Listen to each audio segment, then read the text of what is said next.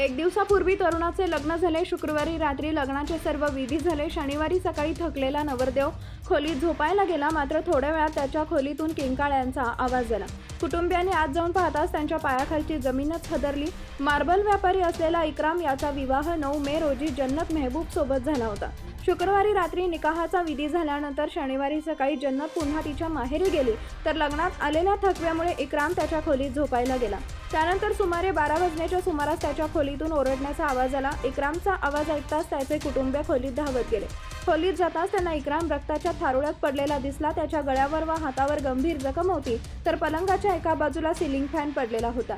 इक्राम झोपलेला असताना चालू असलेला सिलिंग फॅन त्याच्या अंगावर कोसळला. त्यामुळे पंख्याच्या पातीमुळे इक्रामच्या गळ्यावर व हातावर गंभीर जखम्या झाल्या. कुटुंबियांनी त्याला तात्काळ सरकारी रुग्णालयात दाखल केले. इक्राम गंभीर जखमी झाला, तसेच रक्तही खूप वाया गेले. इक्रामच्या गळ्याजवळील रक्तवाहिनी कापली गेली, त्यामुळे रक्त जास्त वाहत आहे. इक्रामच्या गळ्यावर तब्बल 26 टाके घालण्यात आले.